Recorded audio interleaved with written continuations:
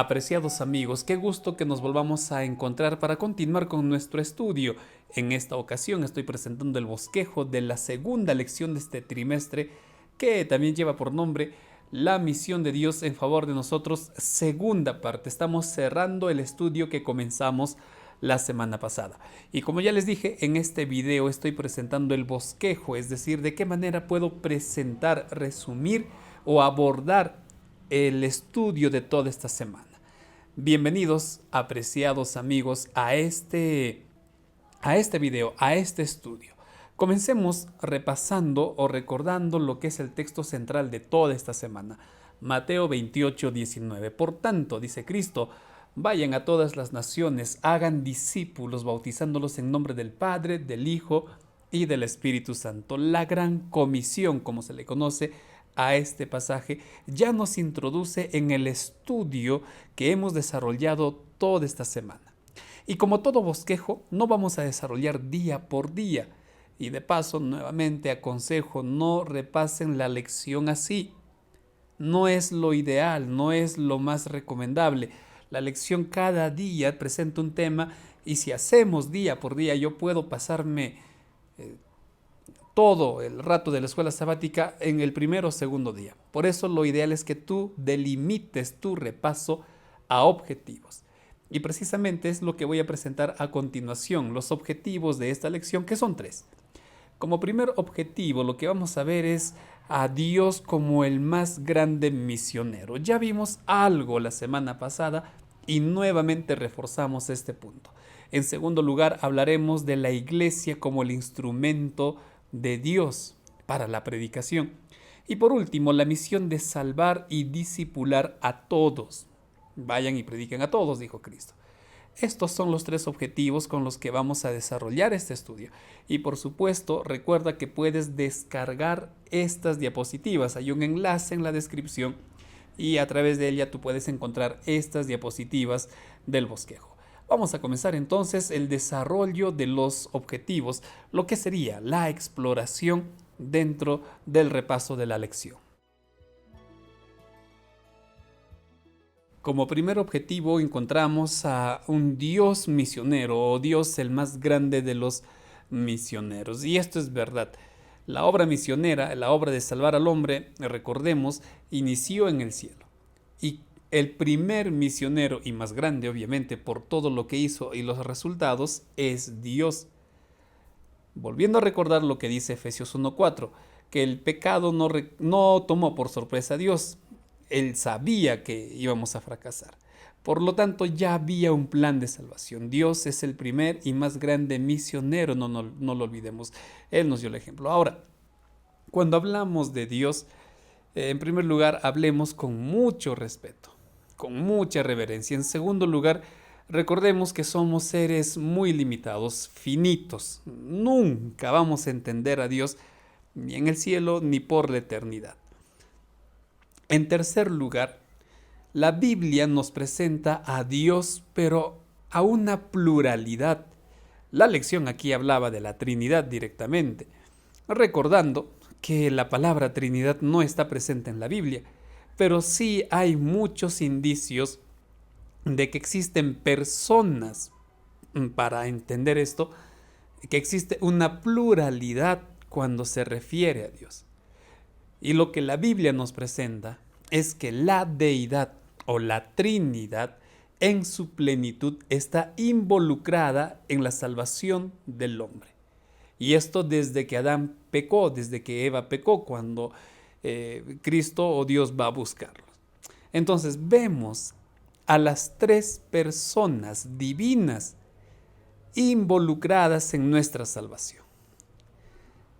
Tenemos estos textos bíblicos, Juan 5:30, 3:16 y 17 y 14:26. Y aquí precisamente se presentan a las 3 personas. El Padre como aquel que envió al Hijo a la tierra. O Cristo más de una ocasión él decía, yo hago la voluntad del que me envió o la voluntad de mi Padre. El plan de salvación se tejió en el cielo.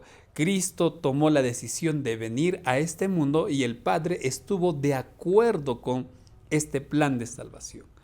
Y el Padre siempre ha estado involucrado, pendiente de nuestra salvación. En segundo lugar, vemos al Hijo, quien murió en nuestro lugar. Entonces, el Padre estuvo presente al momento de confeccionar, aprobó la venida del Hijo, envió, por así decirlo, al Hijo en el momento adecuado, en el momento exacto para venir a morir. El Hijo murió en la cruz. El Hijo es el Dios que se hizo hombre, quien pagó nuestra deuda, murió en la cruz. Entonces tenemos aquí al Padre, tenemos al Hijo que ahora está intercediendo por nosotros en el cielo. El Espíritu Santo también es una persona, y en el Nuevo Testamento, sobre todo, el apóstol Pablo más que nada presenta al Espíritu Santo con atributos de una persona, no de una fuerza, no de algo o de una cosa que carece de personalidad, todo lo contrario.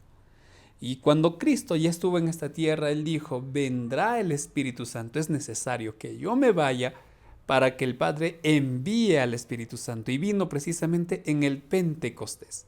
Entonces el Espíritu Santo continúa la obra que iniciaron en el cielo, la obra que vino Cristo a esta tierra, y Él está continuando en estos momentos en la tierra. Él es el que nos convence de pecado, Él es el que nos invita a volver a Dios. El Espíritu Santo es el que nos ayuda a recordar las verdades que venimos estudiando. Entonces, nota, querido amigo, cómo cada una de las personas divinas trabaja en determinadas funciones para que tú y yo alcancemos la salvación. Por favor, este punto, seamos claros al presentar, al repasar en nuestra clase, y tampoco nos explayemos demasiado.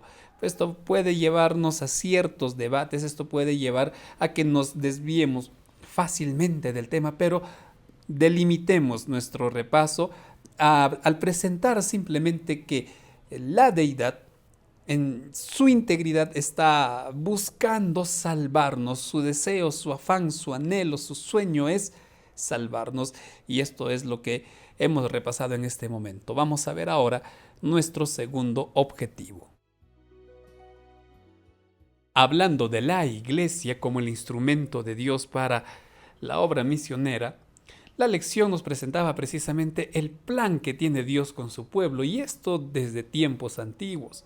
Por ejemplo, cuando Dios le promete a Abraham una descendencia y un descendiente que sería el Señor Jesús, dentro de toda esta descendencia, le dice Dios a Abraham que esa descendencia sería una fuente de bendición para el mundo. En ti serán benditas todas las naciones de la tierra. Es cierto que esta profecía apunta a Cristo, pero el anhelo, el sueño de Dios siempre fue que su pueblo sea un canal de bendición, sea un canal de luz para las personas. Entonces, esta promesa que Dios hace a Abraham la cumple en primer lugar con Israel. El pueblo de Israel tuvo el privilegio de ser el pueblo de Dios. Y en Deuteronomio, por ejemplo, Dios de Israel dice, ustedes serán el pueblo más especial sobre la tierra, ustedes serán la nación privilegiada en la tierra. Entonces vemos a Dios, o encontramos a un Dios que desea ser un tesoro especial de Israel. Lamentablemente, con la llegada de la monarquía, la división de los dos reinos, la desaparición del reino del norte y consecuentemente con el rechazo al Mesías del reino del sur o el pueblo judío, lamentablemente ellos dejan de ser el pueblo de Dios. Haciendo un corto paréntesis acá, no aprovechemos el conflicto que está ocurriendo lamentablemente en la Franja de Gaza para mostrar cierto favoritismo a Israel como se ve. Yo no estoy a favor ni de uno ni de otro, pero dejemos claro en algo: Israel dejó de ser el pueblo de Dios, dejó de tener ese privilegio porque ellos rechazaron ese honor. Ahora, eso no involucra que ellos no se puedan salvar, se pueden salvar como todos aquellos que aceptan a Cristo. Volviendo a nuestro punto, Israel deja de ser el pueblo de Dios, pero el plan continúa. En esta ocasión, ya no con una nación, sino con un grupo de personas que conforman la iglesia. Esto inició con sus discípulos y luego con el trabajo y la dirección, el poder del Espíritu Santo.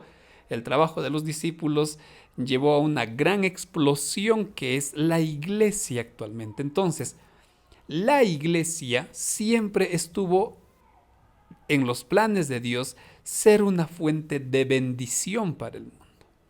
Continuando con la iglesia, es a nosotros, desde el tiempo de los discípulos, que Dios da esa orden. Ustedes van a ser una fuente de bendición, pero tienen que salir a predicar. Ahora, ¿a dónde vamos a ir a predicar? De repente esto resulta obvio, pero es importante repasar lo que la Biblia señala al respecto. En primer lugar, vemos esta escala. Primero, prediquen en Jerusalén, les dice Cristo, pero antes, recuerden, tienen que esperar la llegada del Espíritu Santo. No se atrevan a salir si el Espíritu Santo no llega. ¿Por qué? Porque van a malograr a la gente. Esperen, el que convence, el que hace la obra, es el Espíritu Santo. Entonces, primero prediquen en Jerusalén. Vamos a ver lo siguiente. Luego vayan a Judea y Samaria. Y finalmente a toda la tierra. Está este orden. ¿Cuál es el enfoque en todo esto? Pues primero deben de predicar a aquellos que están más cerca, tu familia. Tu familia tiene que ser tu prioridad para salvar. Tu familia tiene que ser el primer blanco de estudio. Familiares cercanos, parientes cercanos, compañeros del trabajo, vecinos, es decir, aquellos que están cerca de nosotros. En segundo lugar, Judea y Samaria, ya vayan un poquito más lejos. Ahora sí, prediquen a aquellos que están más alejados de ustedes. Pero primero trabaja en tu familia. Esto es un gran problema. Es un gran problema porque nos estamos llenando de líderes, pero líderes sin familia. No porque no la tengan, sino porque no están atendiendo a su familia. Ya sea el trabajo o la presión o a veces el mismo hecho de involucrarte tanto en la iglesia que descuidamos a la familia. Mucho cuidado con esto, amigos. Mucho cuidado. Tu prioridad es la familia. Luego ve a aquellos que están más lejos. Y por último, a toda la tierra. Es decir, el trabajo de predicar no va a terminar. Si terminaste con la familia, si avanzaste con aquellos que están más lejos, sigue predicando. Sigue buscando más y más personas. Esto es lo que Cristo ordenó. Esto no es idea humana, esto no es método humano. Esto es lo que Cristo ordenó. Por otro lado, hablando de la predicación, no debemos subestimar o menospreciar el poder del testimonio. Recuerda, Cristo dijo, yo quiero que tú seas una fuente de bendición. Yo quiero que tú seas un canal de bendición. Por lo tanto, el testimonio es un poderoso método de predicación. El testimonio es un gran método para traer más personas a Cristo. Ahora, ¿qué le vamos a predicar a todo el mundo? ¿Qué es lo que vamos a predicar? Apocalipsis lo responde de forma clara: el Evangelio eterno. Esto es lo que hay que predicar. ¿Y qué involucra el Evangelio eterno? Por lo menos estos 3 puntos: el plan de salvación, la muerte de Cristo en la cruz y el pronto regreso de Cristo. Esto también lo dice el espíritu de profecía. Si tú te das cuenta, estamos hablando del amor de Dios. El Evangelio eterno consiste en predicar el amor de Dios, consiste en predicar la presencia de Dios, porque en todo esto está Dios. Si yo quito a Dios y solo presento esta estructura evangelística, estoy perdido. Yo tengo que hablar de Dios y de su amor, de su regreso y por supuesto la destrucción del pecado, que es lo que yo creo que todos esperamos. Obviamente, si yo estoy abrazando un pecado y no quiero dejarlo, seré destruido cuando Cristo vuelva. Pero el Evangelio eterno, amigo, por favor, no es para asustar a las personas, no es para dar miedo. El Evangelio eterno es para dar esperanza a las personas. Entonces, Esta es la misión que Dios encomendó a su iglesia. Este es el trabajo que Dios nos ha encomendado a nosotros. Cerramos este segundo objetivo para ver el último, que es salvar y discipular. Este objetivo de estudio está basado en el día lunes de nuestro folleto y lo voy a presentar de esta manera. Cuando Cristo da la gran comisión, no solo es vayan y prediquen, esto involucra ciertos puntos que merecen nuestra atención. Recuerda, la prioridad es salvar. Yo sé que la lección dice que la prioridad es hacer discípulos. Personalmente considero que el hacer discípulos está dentro de salvar. ¿A qué vino Cristo a este mundo? Él dijo bien claro, vine a buscar y a salvar. Y como parte de esa salvación está precisamente el hacer discípulos. Entonces, nuestra prioridad es salvar. Esa es la misión que Dios nos encomendó. Y esto involucra lo siguiente: adorar a Dios, toda la autoridad de Cristo, y o vayan y salgan, hagan discípulos, bauticen a todos y sigan enseñando. ¿Qué quiere decir todo esto? Número 1, yo no puedo ir a buscar, a salvar, yo no puedo salvar a mi familia, bueno, cumplir la misión porque el que salva es Cristo, si yo no soy un adorador de Dios. Y adorador no está limitado, querido amigo, al ir a la iglesia. Adorar a Dios no está limitado en los momentos de cánticos y adoración. Adorar a Dios es un estilo de vida. Recordemos eso. Adorar a Dios es un estilo de vida que involucra todo lo que yo hago. Esto es clave. Tienes que ser un adorador de Dios. Número 2, eso involucra ser obedientes a Dios. Cuando Cristo dice, toda potestad me ha sido dada, toda autoridad, todo el poder, ya no nos habla como hombre, nos habla como Dios. Por lo tanto, es una orden. ¿Qué quiere decir esto? Yo no puedo ir a la iglesia, decir que soy cristiano, decir que estoy bien con Dios, decir que soy hijo de Dios si yo no estoy trabajando para salvar a otras personas.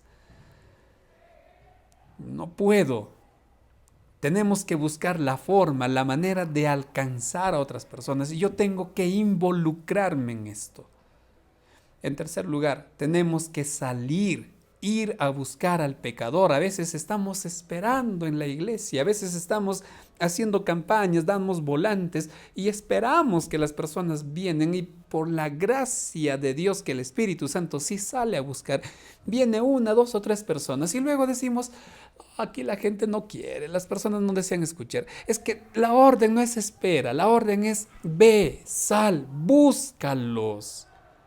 Ve a su mundo, entra a su casa, vive su necesidad. Esa es la orden, salir a buscar.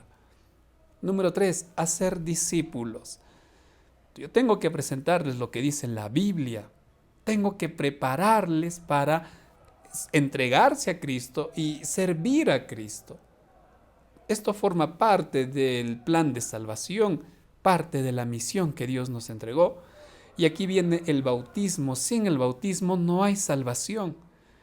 No hay que tener miedo de hablar del bautismo. Hay que tener miedo de no presentar. Hay que tener miedo de no mencionar el bautismo. Pero sin bautismo, querido amigo, no hay salvación. Y muchas veces, quizá con razón o no, pero a veces se dice, solo hablan de bautizar, bautizar, bautizar. Es que, amigo, esa es la orden que Dios ha dado. Esa no es la orden de la iglesia. La orden es bautizar. Y recuerda, el bautizo no es la meta. Estos días alguien me decía, tiene que estar preparado, tiene que cambiar, tiene que dejar su vida pasada para bautizarse. No, querido amigo. ¿Por qué? Porque no puede hacerlo solo. No lo puede. Necesita del poder de Dios a través del Espíritu Santo para cambiar, como tú lo has hecho, como nosotros estamos en ese proceso. ¿Y cuando llega el Espíritu Santo a mi vida? Cuando me bautizo. Por eso el bautizo no es la meta, el bautizo es el comienzo. Que tenga conocimientos previos, sí. Pero yo no voy a esperar pues que esa persona se santifique para que se bautice. Entonces, ¿para qué lo bautizo? Si ya se santificó. ¿Para qué Dios nos diría, enséñenles y bautícenlos y que luego el Espíritu Santo le ayudará si yo solo me puedo santificar? Eso es un error. Mucho cuidado, apreciados amigos. Y por último, hay que seguir enseñando. Como ya mencioné, el bautismo no es el fin. El bautismo es el inicio, es el nuevo nacimiento. En consecuencia, hay que seguir preparando, enseñando a esa persona. Una vez que conocen a su Señor, siguen preparándose para servir de la mejor manera a su Salvador. Eso es hacer discípulos. Y esa es la misión que Cristo nos entregó. Pero todo esto que involucra salvar. Todo esto está dentro de salvar al pecador. En resumen, queridos amigos, esto sería lo que hemos estudiado esta semana. No hemos hecho día por día, no hemos abordado todo esto de manera prolongada, sino que hemos dividido en objetivos y hemos trabajado de esta forma. ¿Cuál sería el resumen? Redundando el punto. Primero, que Dios es el primer y más grande misionero. Y con toda autoridad Él nos dice, vayan y prediquen porque yo lo hice desde la eternidad. Número 2, la iglesia debe ser un canal de bendición para el mundo, para el lugar donde se encuentra. Y número 3, tenemos que salir para salvar y discipular, no esperar en nuestras iglesias o en nuestras casas. La orden es salgan, salgan a predicar. Esto sería brevemente el estudio de esta semana. Y como ya vimos la semana pasada, toda semana vendrá un desafío. En esta ocasión, los desafíos son los siguientes. Número 1, ora por tu comunidad, ora por tu barrio, ora por tu alcalde, ora por tus autoridades, ora por la bodeguera, por el comerciante, por el que recoge basura. Ora por ellos, porque si tú no lo haces, ¿quién lo va a hacer? Luego, con mucha oración, ve organizándote para evangelizar al grupo más cercano de acuerdo a sus características. Ve qué necesidades tienen. Necesitan ropa, de repente hay un grupo de extrema pobreza que necesita apoyo, entonces ahí tienes una forma. Es un grupo de estudiantes, puedes buscar la manera de atender de acuerdo a las necesidades de los jóvenes. Vives en un lugar donde hay de repente personas que toman demasiado, eso ya es un gran indicador de las necesidades que tienen. Entonces, de acuerdo a esas necesidades, organízate y ve con la ayuda de Dios, organizando, viendo la forma de cómo podemos llegar a esas personas. Y por supuesto, estudia tu próxima lección, el llamado de Dios a la misión. Tercera lección de este último trimestre. De esta forma, apreciados amigos, terminamos el bosquejo de esta lección. Una vez más, muchas gracias por el apoyo, muchas gracias por confiar en el trabajo que sigo desarrollando. Que Dios te bendiga. Por ahora me despido, esperando volvernos a encontrar la próxima semana. Muchas bendiciones, un gran abrazo.